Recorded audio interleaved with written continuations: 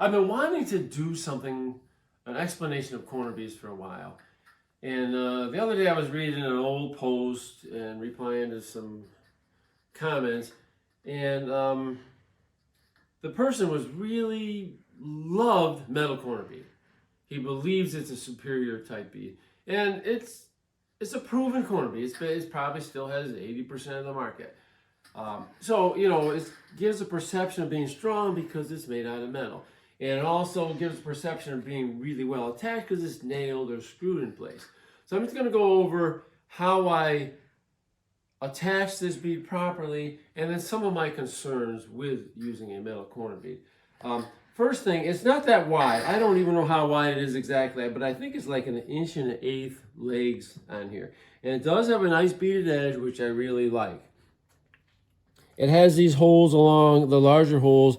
I believe that's so the compound will go through and just hold it in place a little bit better. So when you put it onto the corner, you need to push it in nice and tight. If you can see, right, if I just nailed it there, it would be loose. So actually, as I'm attaching it, I'm pushing it in. See it move nice, and you see how it's moving tighter into the corner? That's important that you do as you nail it in place. I usually nail it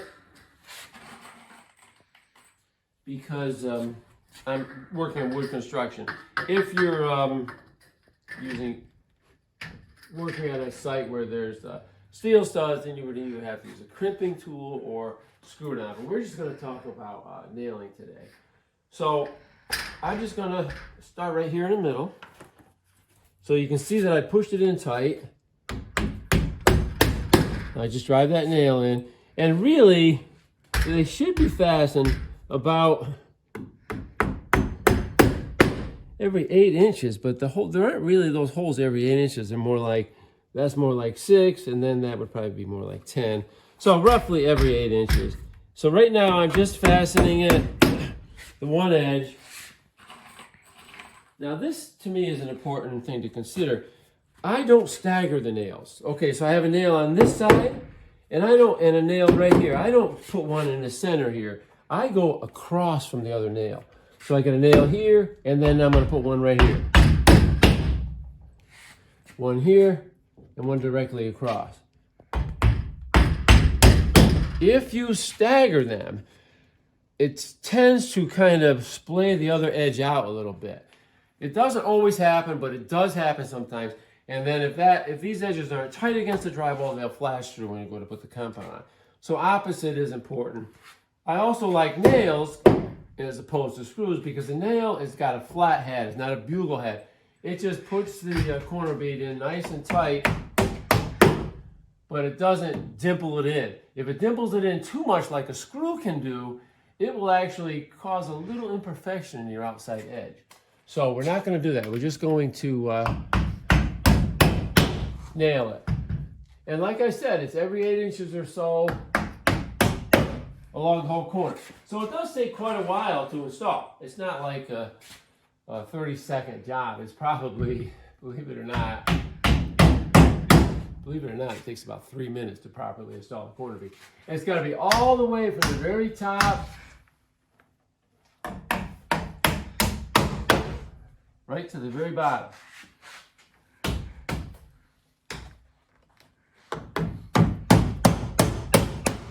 I say that because I was building a set just for a short demonstration. So I attached the corner bead with 2, 4, 6 nails. Taped it, painted it, and it looked really good. But 6 nails is not enough. That bead is going to fail. It's just not going to stay on permanently. It's eventually going to get some edge crack.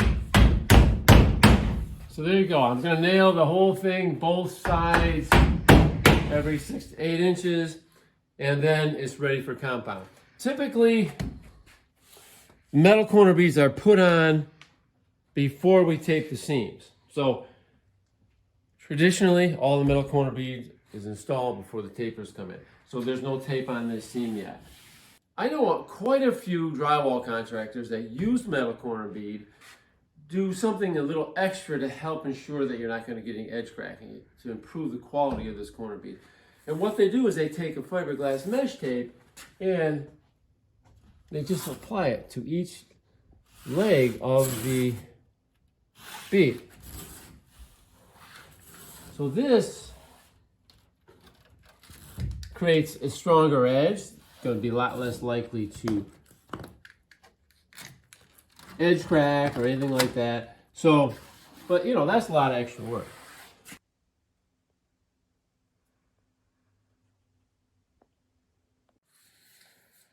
What I have here is a piece of vinyl corner bead.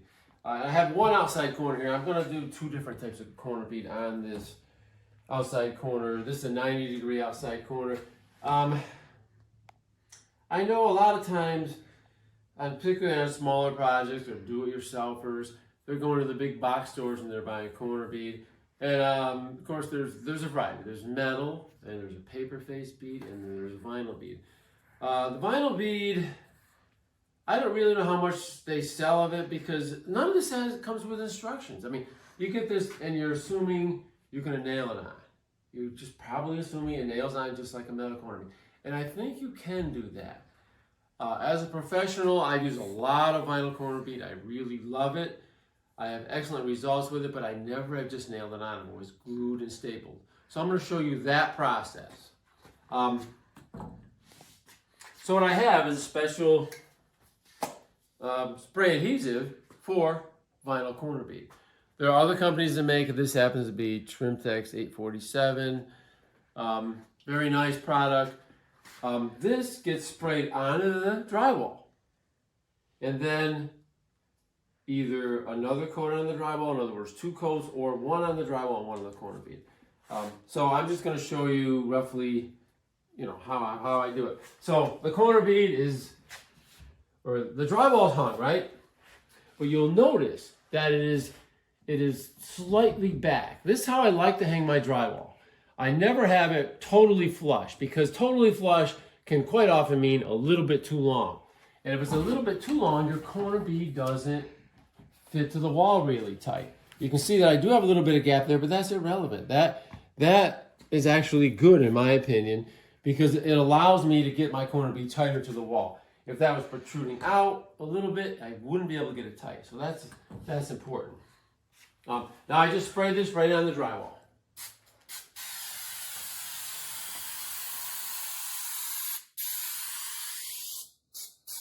So there's one coat, and then I can just put the other coat right on the corner.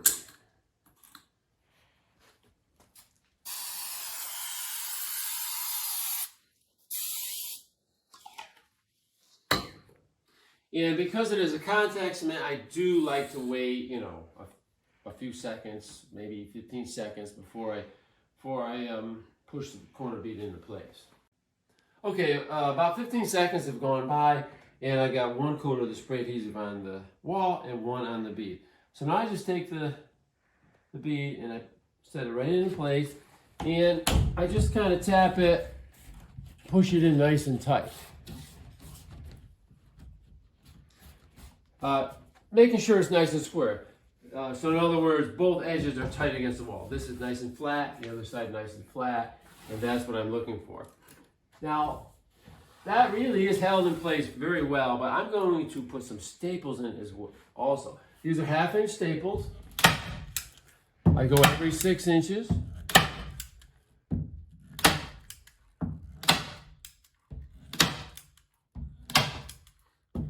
On both sides, every 6 inches.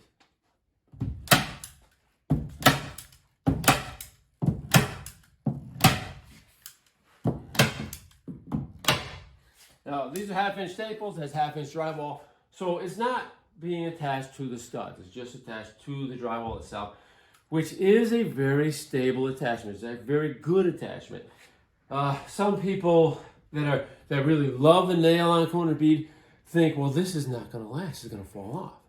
But yes, if I was remodeling this house, I would probably be able to pull this bead off a lot easier than a nailed-on corner bead. But we're not interested in pulling this off. We're interested in a nice, stable attachment that's going to stay that way. This will stay that way. It's a very nice product. And because it's glued, I don't need to put any tape along this edge or anything to help prevent edge cracking. It's actually attached the entire length, not only where the staples are, but where the glue is. So the edge for this entire 4-foot bead is attached very solidly.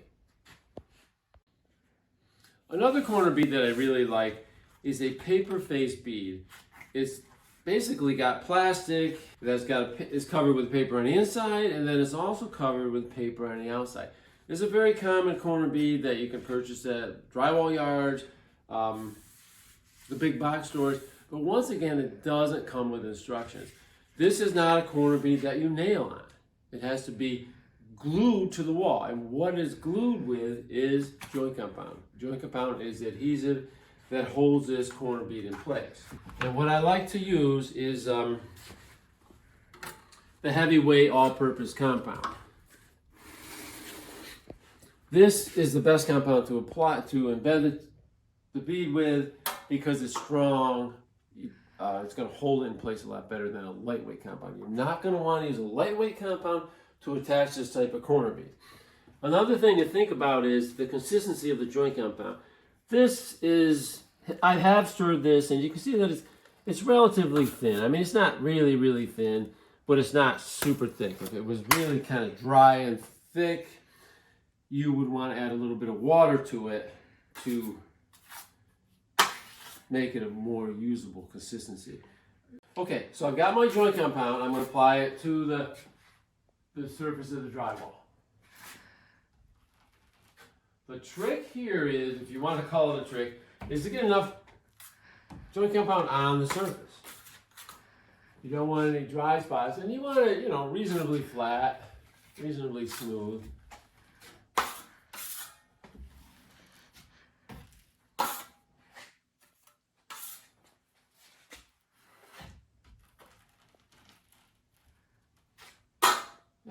So that's probably heavier than you think I would need to apply it, but I want to make sure there's enough compound on there. If I put it on too lightly, it could cause some problems for me. So here I've got the bead, put it right in place, and I just push it in with my fingers to get it square. I can just see that it's looking pretty good, nice and square. All right, now I'm going to embed this with my taping knife, but before I do that, I want to just talk about the taping knife. It's a good quality taping knife. It's actually quite stiff. It's not flexible hardly at all. It's a very stiff knife. And the reason I'm saying that is I'm putting a lot of pressure on this because I want to force the bead into the compound and all the excess compound out. So this is as tight as possible into the wall.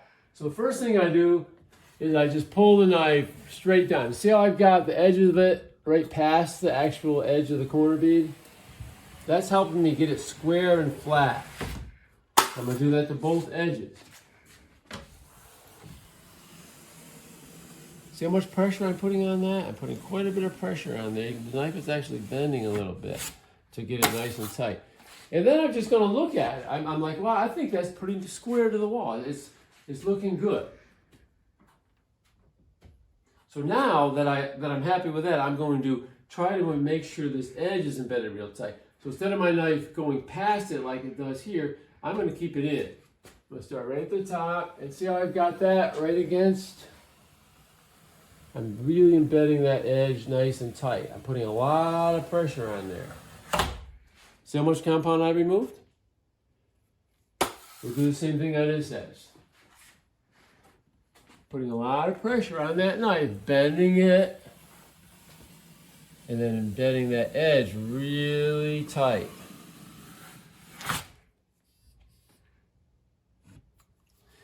And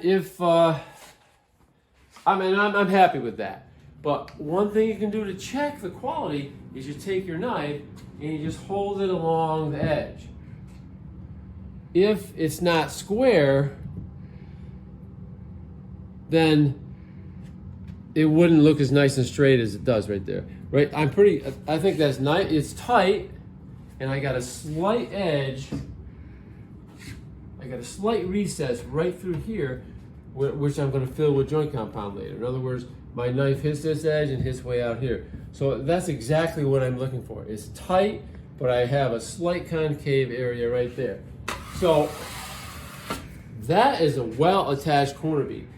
It is wider than this vinyl corner bead. It's wider than the metal corner bead, and it's attached the entire length with a quality joint compound. In other words, this is very unlikely to pop loose, very unlikely to have any edge cracking. This is a paper face vinyl corner bead, which I really like. This also a vinyl corner bead. Both of these beads will take a pretty good impact. In other words, you can walk by and hit it with your hammer and it really doesn't do any damage. Same with this. I can hit this with, I've actually hit this with scaffolding before. You know, especially when it's set up. Right now the joint compound is a little loose.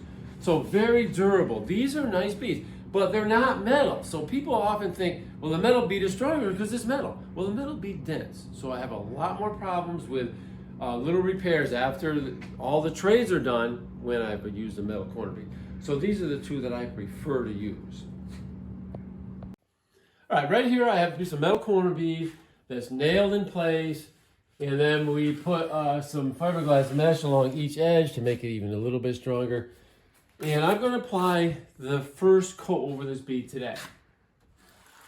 So I just use my taping knife. You can use trowels, you can use wider taping knife. This is how I always do it. This is my first coat. I'm only going that wide. I'm just applying the joint compound. I always just kind of say the width of one taping knife. So I'm just applying the first fill coat. So I've got the compound on. I'm just going to take my trowel and I'm going to smooth it out. I don't want that edge to be so inconsistent and thick. And I want this beaded edge to be clean. So just take my trowel, I apply quite a bit of pressure. See how I'm feathering that outside edge? This edge is feathered in. And the beaded edge is still shining through. So I haven't built it up on this edge, and I feathered it in nicely here. This is your first fill coat. When this is dry, I apply another coat of compound over this, probably about 10, it'll be about 10 inches wide. And the same method, I put it on with my knife, or you can use a trowel, and then I smooth it out with my trowel. And that is a final fill coat. That dries and I apply the finish coat over the top of it. So metal corner bead, this is my first coat over that bead.